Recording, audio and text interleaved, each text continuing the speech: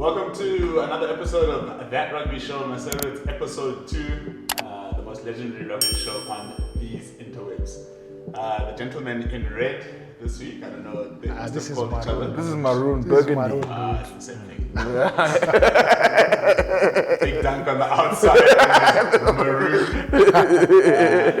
And your sister said I should use all your names. So Okay. this is Ranga Rirai, Baholo, Bobo Chamombe. All my names. Yeah, in his Welsh jersey today. Yes, of course. Okay. Wales forever, eh? Is that it? Yeah. Stephen Jones in the boy. Guys, let's start this week with a little bit of a difference. Dunk was celebrating on Sunday. The Kenyan sevens team was made it to the Olympics. They beat the Blitzboks. Yes, Yeah. yes. Tell us about that. That was sweet, sweet as it can get. So, I remember I was mentioning to you that build up to the tournament, one of the co-captains in an interview said that the Blitzboks have come to our level, meaning that they could not hack the pressure there by qualifying directly. And when they come to our level, they better be ready because there's nothing that comes. That's quite bold, eh? Yeah. Wow, that's When it's like when you're playing in the main league, you're playing the championship guys. You'll be in for quite a ride. Right. So what was pleasant about this is it's a young team. Rookies, I think, with no experience in the circuit. I think there were 6 guys. Brilliant plays. When you look at those games, they were very intentional in what they wanted to achieve. And guys are fast. They've got some fast boys. Yeah. Then at least also we're having the local coaches, young guys. Okay. So also the immediate former captain Andrew Amonde is the one in charge of conditioning. Right. Yeah, then we have guys just who've been nurtured locally. Yeah, guys, It's in the great. system. It's great. Yeah. It's great to see that. No, Now I should be making plans for the Olympics next year. That's quite sad. He kept saying that line over and over. These guys have been brought to our level.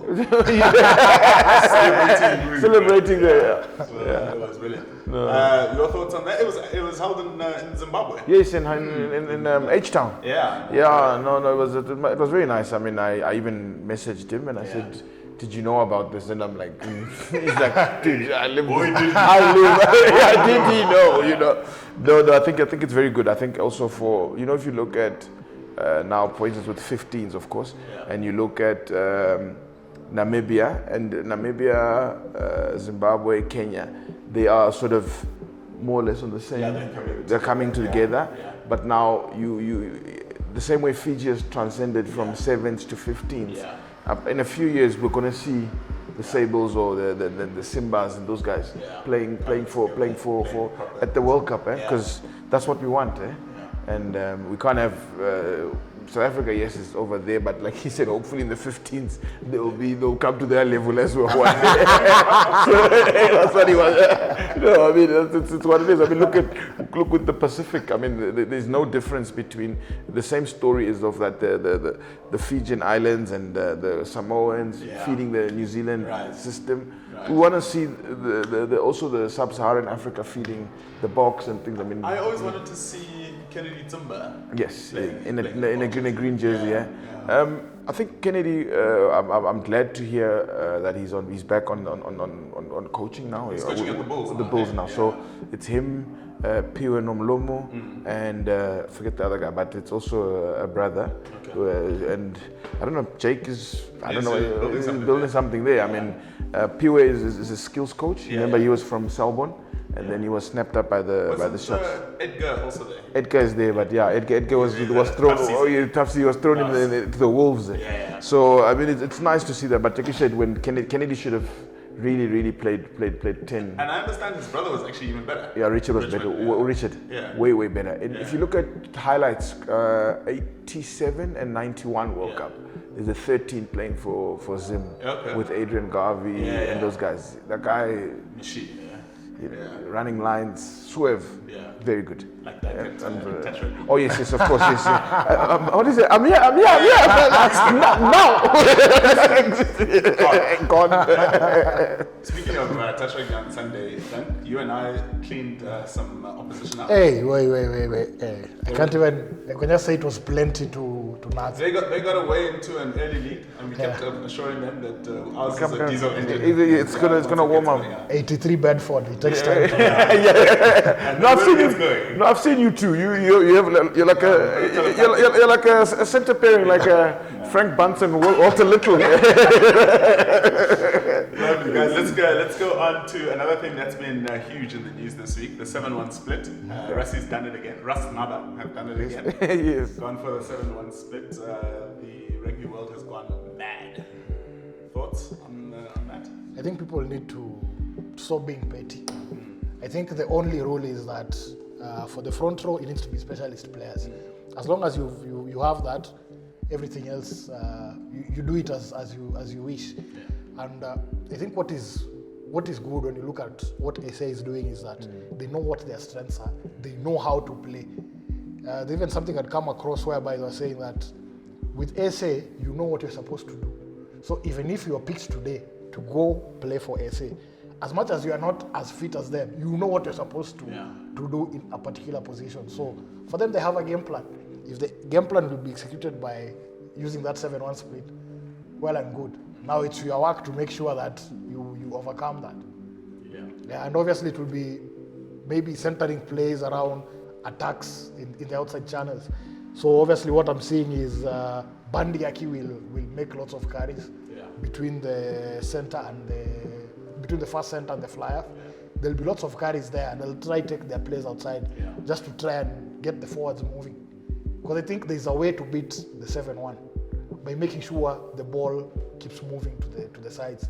Make sure the forwards move more and try starve them of possession. But because if they have the ball, it's another story. Yeah, because rush defense is actually beaten by the inside ball. Yeah. Sexton's. Sexton will be running the show.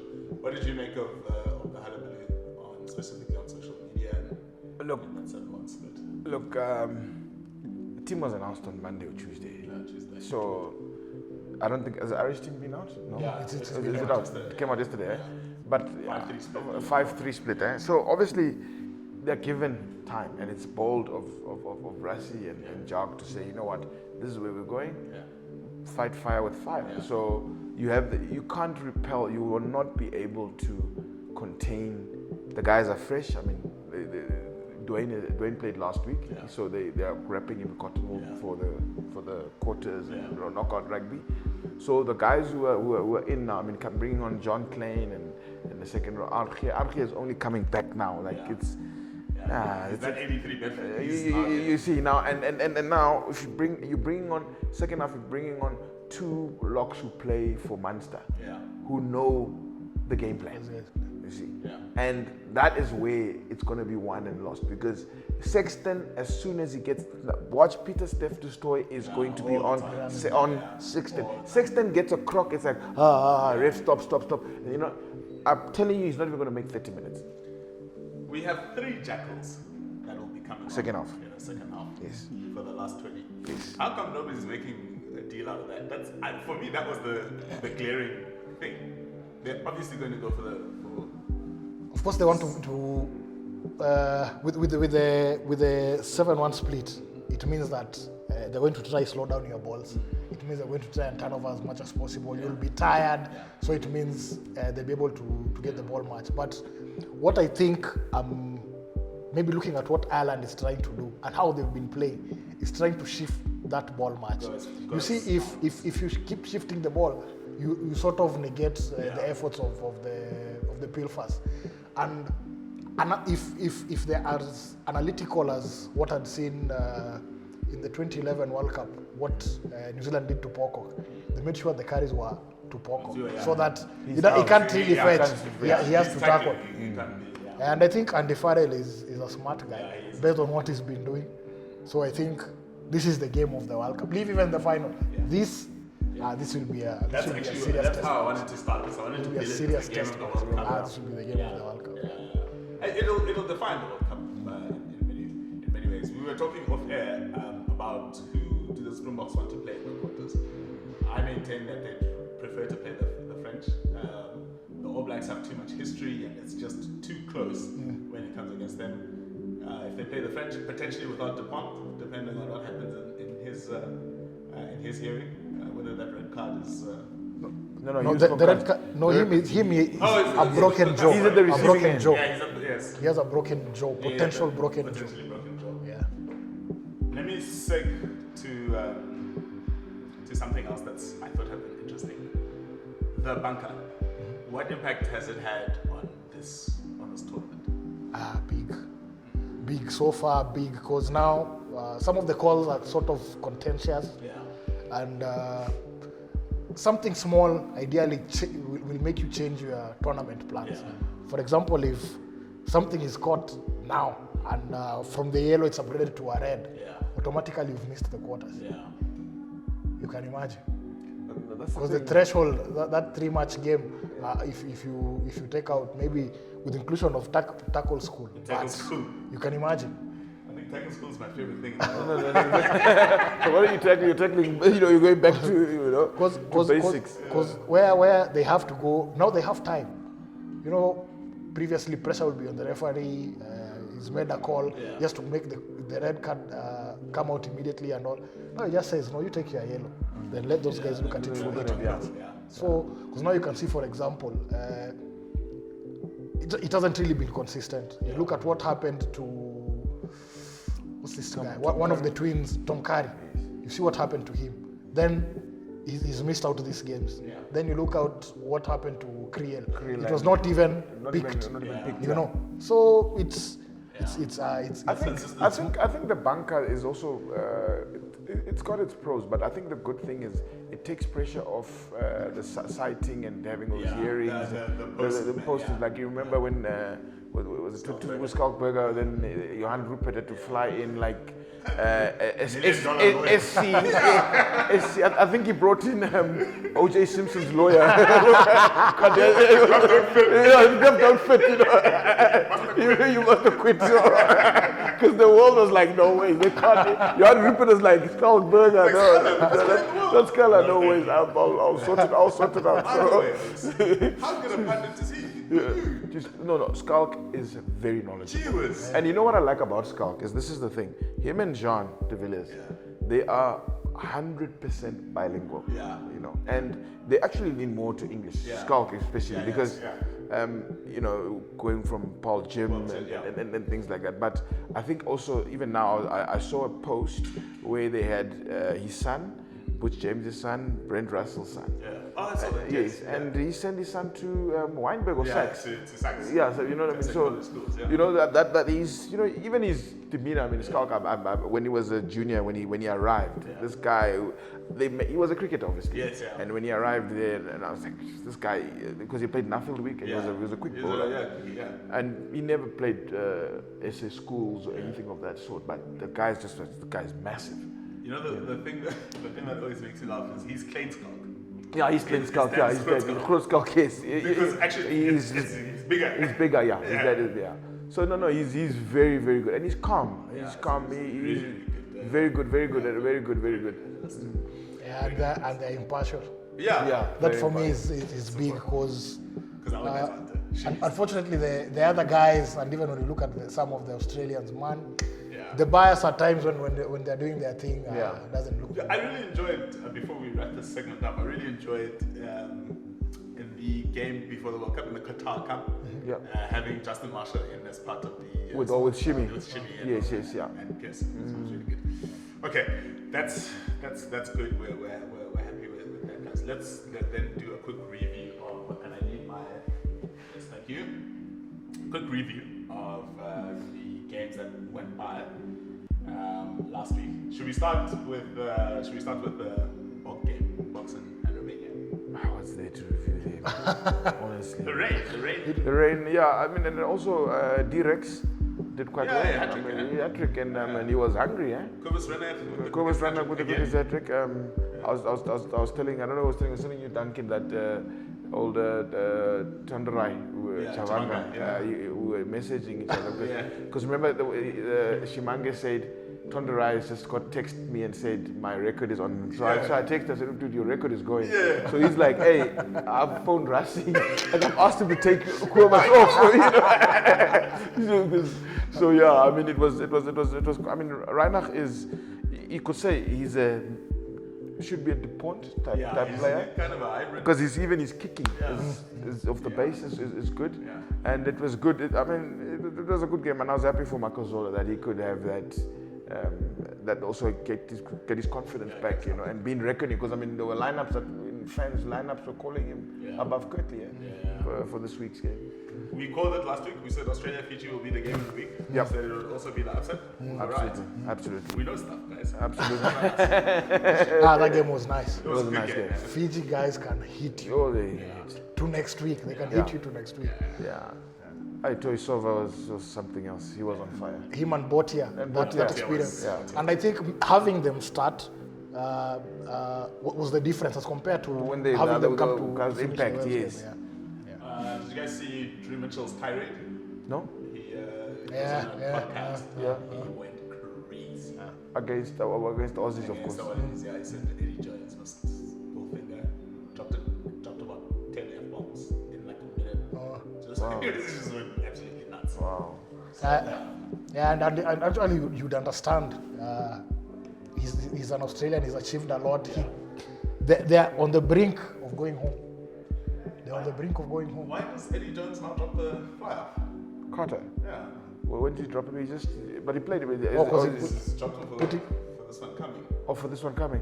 Yeah. You see, the thing is as well. But he would put his Donaldson at 10. You see, the thing is, Carter.